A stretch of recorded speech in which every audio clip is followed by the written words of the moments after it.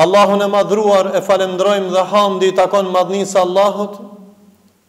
Atë e falenderojmë dhe prej Tij falje dhe ndihmë kërkojmë. Allahun e falenderojmë që na ka bërë pjesëtar të Islamit dhe ummet më I lavdëruar nga gjithë ummetet tjera, ummeti Muhammed Mustafa alayhi salatu wassalam. I dërgojmë salavate pejgamberit ton Muhammedit sallallahu alaihi wasallam, familjes tij të dashur, shokëve të tij besnik dhe gjithë atyre që ndjekin rrugën e Islamit deri në ditën e Kiametit. Nga Allahu I Madh në këtë ditë të rahmetit kërkojmë rahmetin e Zotit ja Rabbel Alamin. Nga I Madhi Allah kërkojmë udhëzimin se në dorë Tij është edhe udhëzimi dhe rahmeti I Allahut. Nga I Madhi Allah kërkojmë xhennetin se edhe xhenneti është në dorë të Zotit ja Rabbel Alamin. Kështu na ka mësuar me bë dua pejgamberi sallallahu alaihi wasallam. Allahumma inni as'aluka al-jannah wa na'imaha wa na'udhu bika minan nar. 3 herë ka bë dua Rasulullah alaihi salam dhe ne bëjmë këtë dua, o Allah nasip na ban xhennetin dhe mirësitë e xhennetit dhe na mbroj nga zjarmi I xhehenemit. Amin.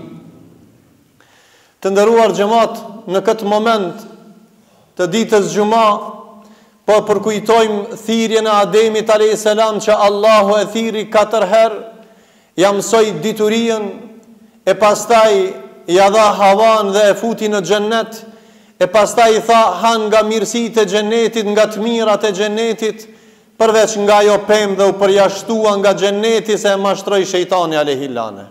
Çai shejtan koka aktiv ala dhe nuk ndalet. Në javën e kaluar falëm 4 thirrjet e Zotit ndaj Ademit alayhis salam, e unë tash po komentojmë disa fjalë të Allahut të Madh në lidhje me Ademin alayhis salam, se çka e bani të lumtur Ademin alayhis salam, pasi ne jemi bijtë Ademit alayhis salam. E para,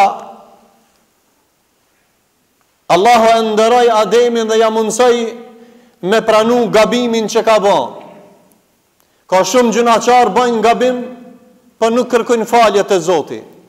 Ademi alayhis salam pasi që ja hëngër pemën nuk u ndal, po çka tha? Qala ai dhe gruaja e tij Havaja tha qala rabbana dhallamna anfusana wa in lam taghfir lana wa tarhamna lanakunanna min al-khasirin. E pranoi gabimin dhe tha: o Allah jon, ne I banëm pa drejtësi vetit.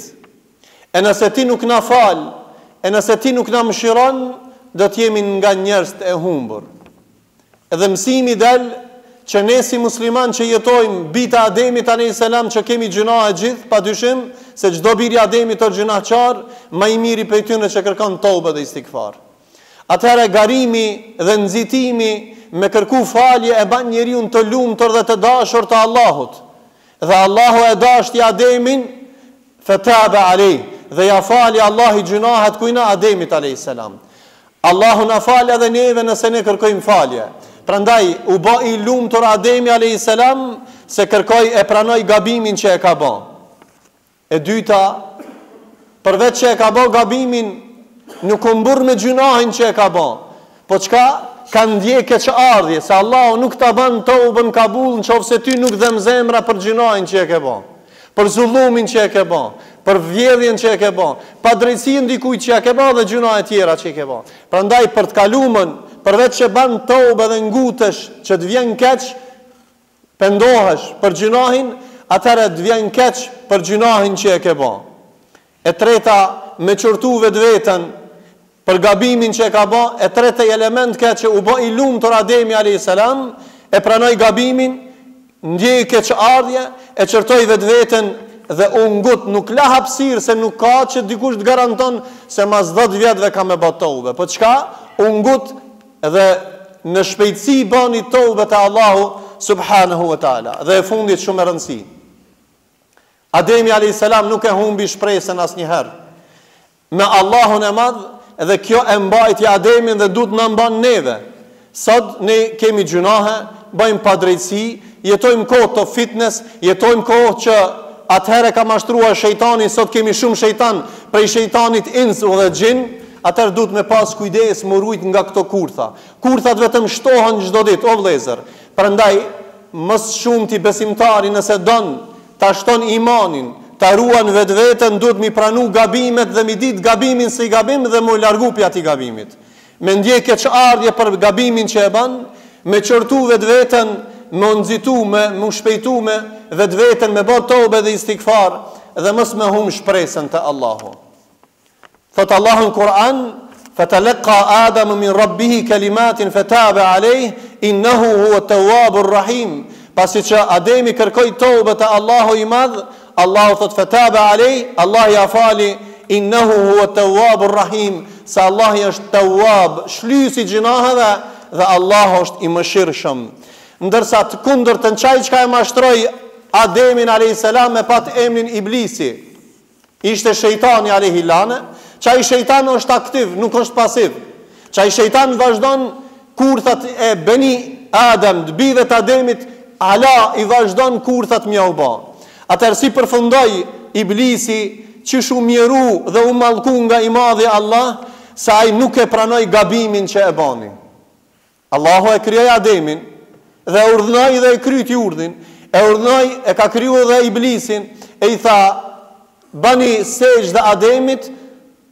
Gjithë me laqet i banën sejdës, illa Iblis eba wastakbara wa kana min al-kafirin, e refuzoi urdhin e Allahut, ishte kryelart, e Allahu e largoi prej rahmetit tij.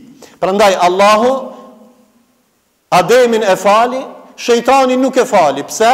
Sa ai e pranoi gabimin, ky nuk e pranoi gabimin. Nuk ndjeu keqardhje për gabimin që e ka bë. Qala lam akun li asjuda li basharin khalaqtahu min salsal min hama'in masnun. O Allah, ti këtë krijove nga balte, unë nga kush jam? Nga zjarri. E pranoi dhe ishte kibërli. Allahu thot: "Wastakbara wa kana min al-kafirin." Ai ishte kryelart dhe e largoi nga rahmeti i tij. Nuk u pendua shejtani alayhi lana dhe nuk shpresoi në rahmetin e Allahut. Çka tha Allahu për shejtanin? "Wa innaka alayka la'nati." Mallkimi i Allahut, mallkimi jam i Zotit është mbi ty deri në ditën e Kiametit. Prandaj elusim Allahun e Madh, që Allahut na ban nga bijtë e pastër të Beni Adem dhe të bijve të Ademit, që bëjnë tobe dhe istighfar, pendohemi në gjunahe, ngutemi në vepra të mira, bëjmë vepra të mira dhe rumi prej kurthave të shejtanit. Elutim Allahun e Madh na largon neve kibrin, smundjen e zemrës, hasedin. Allahut na jep dituri të dobishme dhe bëjmë duan: Allahumma arina al-haqqa haqqan warzuqna tibaa. O Allah, na ban të qartë rrugën e hakit hak, ta ndjekim atë. O arina al-batila batila, dhe na ban të qartë pavërtetën si të pavërtet dhe të na mbrosh nga e pavërteta. Elusim Allahun që ta ndjekim rrugën, na ban nasip Allahu, ta ndjekim rrugën e të vërtetës dhe të largohemi nga rruga e dalaletit, rruga e shejtanit dhe bashkëpunëtorëve të tij. أقول قولي هذا واستغفر الله لي ولكم ولسائر المسلمين فاستغفروه إنه هو الغفور الرحيم.